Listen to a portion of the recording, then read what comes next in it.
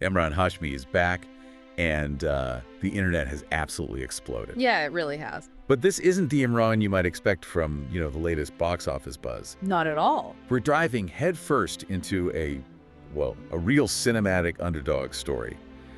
A film that kind of stumbled on release. Right. But it's risen to become this huge cult classic. And now, believe it or not, it's getting a sequel, Awarapan 2. It's pretty wild. You, our listeners, you're always asking for those hidden gems, the stories behind the headlines. And trust us, this one, Yeah, it's quite the ride. absolutely. Forget the usual blockbuster newsflash. This deep dive is into something way more intriguing. It's about the legacy of Awarapan. The 2007 film. Exactly. The one that, despite a, let's say, muted initial reception, just burrowed its way into fans' hearts. So we're going to unpack why that happened and what it all means for the hype around Awarapan 2. Which is slated for April 3rd, 2026, by the way. What is it about this film that keeps people talking nearly 2 decades on? That's what we're digging into for you. And to really get into the skin of this phenomenon, we've pulled together quite a mix of info. Yeah, what have we got? Okay, so Wikipedia deep dives on the film itself, Awarapan, and the original director, Mohit Suri. Then there's the practical stuff from IMDb and Paytm about Awarapan 2. The sequel details. Right, Yes. plus news breaking from places like India Times, Times of India, Free Press Journal, Times Now, Koi Moi. So the media reaction. Definitely. And the unfiltered fan reactions, too, from Reddit, like For Bollywood and Our Bolly Blinds and Gossip. Always interesting to see what the forums are saying. Totally. We've also got the official announcement video from Vishish Films, a look at India's whole sequel trend from India Today, and Emraan Hashmi's filmography for context. Okay, quite the collection. Yeah. So for everyone listening, the mission here, basically, is to figure out why a film that didn't exactly smash the box office in 2007 is now generating so much excitement for a sequel almost 20 years later. We're going to cut through the noise for you. Let's get into it. Okay, Yeah. The original Awarapan. Lay the groundwork. Right. So, Awarapan hit cinemas June 29th, 2007. Directed by Mohit Suri. Story by Mahesh Bhatt. Screenplay by Shagufta Rafiq. Produced by Mukesh Bhatt. Vishesh Films banner. The usual butt camp setup at the time, yeah. And starring Emraan Hashmi, of course. Mrunal Sharma, Shriya Saran, and Ashutosh Rana in a very memorable role. Oh, yeah. And here's a key bit. It was actually an uncredited remake. Right, of that South Korean film, A Bittersweet Life, which is interesting in itself. It is. Now, reviews were generally positive, but commercially. It didn't set the world on fire. Box office was around, 122.6 million. A commercial failure, technically. But here's where the story gets good for you listening. It didn't just fade away. Not at all. Over time, it just grew, gained this massive cult following. People now call it one of Emraan Hashmi's best, maybe the best performance. Some even say it kind of revitalized his career then. Yeah, there's definitely that argument. It showed a different side of him, perhaps. More depth. And it wasn't just him. People loved the whole cast, the action, the plot, the dialogues. And the music. We have to talk about the music. Pratam's soundtrack was huge. Oh, absolutely massive. Still considered one of the best Bollywood albums of '07. So let's quickly sketch the plot for anyone who hasn't seen it or needs a refresher. Emraan plays Shivam. He's a gangster, heartbroken. An atheist, which becomes important. Haunted by the death of his love, Aliyah, played by Shriya Saran.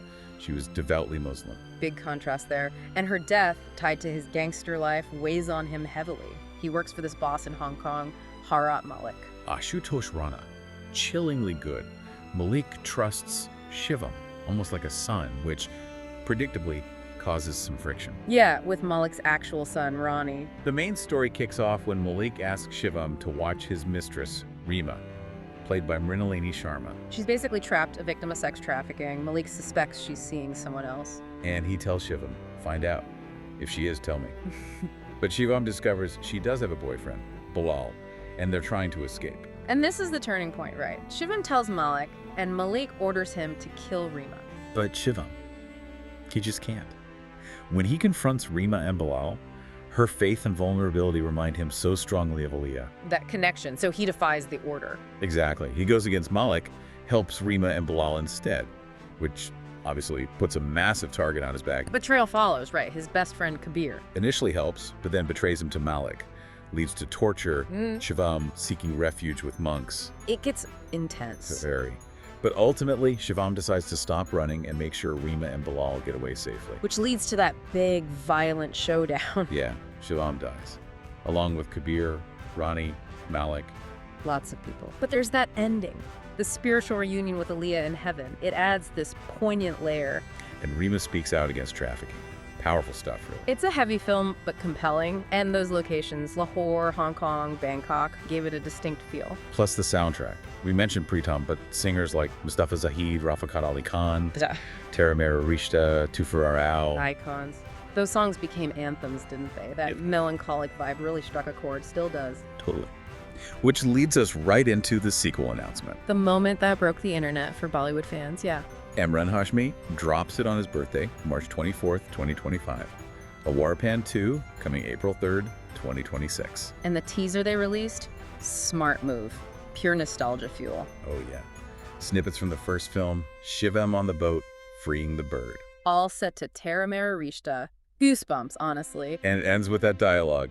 Kisi aur ki zindagi ke liye marna hi meri manzil hai. To die for someone else's life is my destiny. Followed by Awarapan 2, the journey continues. Simple, effective. And the online reaction. Just pure frenzy, blockbuster loading, the Lord is back with a banger, stuff like that everywhere. It was massive. People were genuinely hyped. Interestingly, some fans had kind of guessed it might be coming. Oh, really? Apparently, Hashmi had shared some animated clip earlier with his Awarapan character, and Tofir Ao was playing, so the seeds were sown for the hardcore fans. Ah, clever. So for many, the official news was like the best birthday gift ever. Definitely felt that way online. Okay, so what do we actually know about Awarapan 2? The details. Right. Release date, April 3rd, 2026 in India.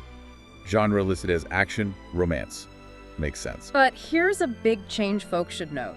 The director isn't Mohit Suri this time. It's listed as Knitting Kakar. And the writer is Bilal Sadiki, not Shagufta Rafiq from the first one. That's significant. Suri's direction was so key to the original's feel, that sort of neo-noir mood. Kakar has a different style, doesn't he? He does. It raises questions about the tone.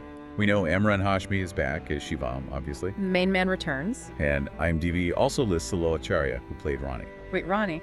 But he did too. Okay. Yep. That's curious. That's not gonna work. Good question. Production is Vishesh Films again, so that's familiar ground. Reports say filming starts July 2025, and the script was still being written as of like mid-April 2025. And a big missing piece at the announcement. Yeah. The female lead. No news yet. Which immediately got people speculating, could Shriya Saran be back? Maybe flashbacks?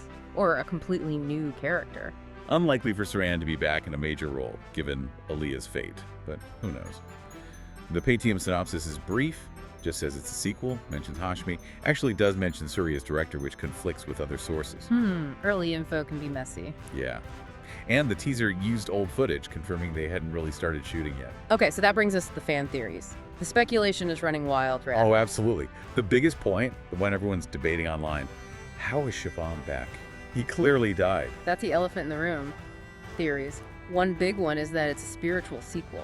Like Jannah 2 followed Jannat. Same star, similar themes, but maybe a different character or unconnected story. Could be. Or the other possibility.